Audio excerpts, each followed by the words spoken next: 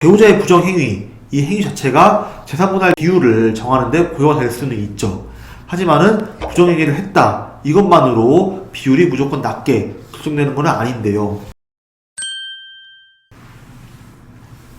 안녕하세요. 법률사무소 진리 최석호 대표 변호사입니다.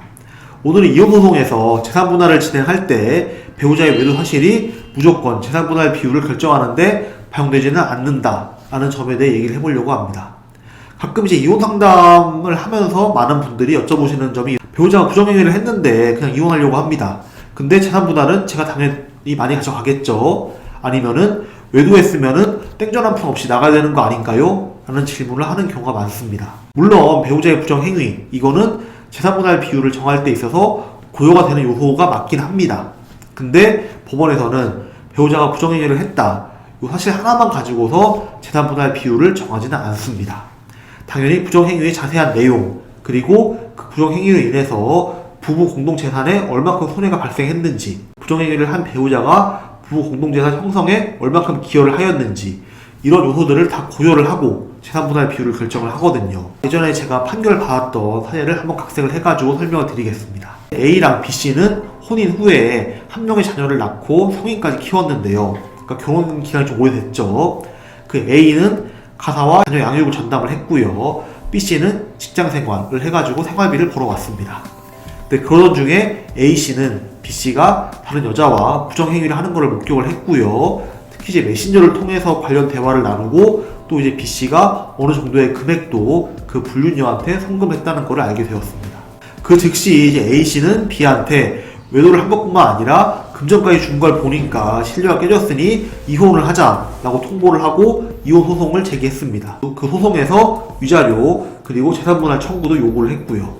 근데 이제 1심에서는 원고, 그러니까 A씨의 이혼 청구를 인용을 했는데 위자료 청구는 일부만 인용을 했고요. 또 재산분할 비율 역시 부부 공동재산의 취득 경위나 형성하고 유지한 데 얼마큼 기여를 했는지를 좀 판단해가지고 결정을 했습니다. 결국에는 5대5. 이제 그 이후로는 이제 A랑 B가 혼인 기간이 상당히 길었고요. 그다음에 B가 주로 경제활동을 했는데 이제 A는 주로 가사와 양육 활동을 전담해가지고 했고, 그 다음에 생활비를 낭비하지 않아가지고 A씨가 경제에 적극적으로 기여를 했기 때문에 이제 이러한 비율을 책정을 했다고 합니다. 근데 이제 생각해보면은 한 배우자가 부정행위를 했는데 5대5 라는 재산분할 비율은 좀 뭔가 이상하긴 하죠. 그래서 이제 억울했던 A씨는 B의 외도 사실, 그리고 외도를 하는 동안 상간녀한테 일정 금액을 송금했기 때문에 부부 공동재산을 유출시켰다 라는 점을 이제 주장을 하면서 항소심을 진행을 했거든요. 그래서 그 결과 항소심에서는 이제 B씨가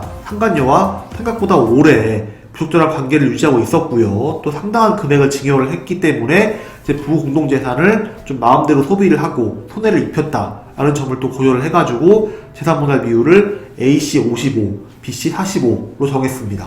사실 좀 들어보면은 항소심에서도 좀 많은 분들이 바라시는 속 시원한 결말은 나오지 않은 것 같죠. 실제로 많은 분들이 상대방의 외도 때문에 이혼을 진행하는 경우에 이제 피해를 본 배우자는 재산분할 비율을 높게 가져갈 수 있다 라고 생각을 하는 경우도 많은 것 같습니다. 근데 이제 이러한 생각은 현실에서의 재판과는 좀 차이가 있고요. 이러한 차이점은 위자료 청구 그리고 재산분할 제도의 차이를 이제 인지하지 못해서 나오는 차이점인 것 같습니다. 그러니까 이혼 사건에서 특정 배우자의 재산분할 청구권이 인정되는 경우를 보면은 법원에서는 청산적인 차원, 그리고 부양적인 차원, 위자료의 차원, 이렇게 세 가지를 고려를 하거든요. 그렇기 때문에 아무리 이혼 사유가 배우자의 외도라고 하더라도 그 배우자도 어쨌든 간에 재산 형성에 기여를 했고요. 그 다음에 생활비를 마련한다거나 아니면은 자녀를 양육하는데 기여를 했다라고 한다면은 외도를 한 배우자 역시 재산분할을 좀 높은 비율로 가져갈 수 있다는 얘기가 되는 거죠. 근데 하지만 이번 사건, 제가 아까 말씀드린 사건처럼 이제 부정행위 상대방에게 금전을 지급했다, 이런 행위가 있다라고 한다면은 이는 부부 공동재산에 손해를 입히는 행위라고 판단이 될 것이고요. 그렇기 때문에 이러한 부분은 청산 차원에서 고려가 될 것이기 때문에 부정행위 사실이 재산분할 비율에 좀 큰 영향을 미친다. 좀 중요한 거는 이제 예전과는 다르게 이제 배우자가 부정행위를 한 경우가 있을 때 위자료를 청구하는 것뿐만 아니라 재산분할의 비율을 한정함에 있어서도 어느 정도 고려를 하게 되었다라는 점이 중요할 것 같습니다. 그런 만큼 배우자의 외도로 인해서 이혼 소송을 제기하고 재산분할을 좀 받겠다라고 한다면은 이제 상대방의 부정행위가 청산적, 부양적, 유자료적 차원에 해당할 수 있는 행위인지 이런 점을 입증할 수 있는 증거 자료를 잘 준비해야 이제 원하는 결과를 얻을 수 있을 것이라고 생각이 됩니다. 그래서 오늘은 배우자의 부정행위가 재산분할 비율에 영향을 미치는 경우에 대해서 핵심 내용을 설명드렸는데 도움이 되었기를 바랍니다. 다음에 또 유익한 정보 알려드리도록 하고요. 영특한 최변 구독, 좋아요, 알림 설정 부탁드리겠습니다.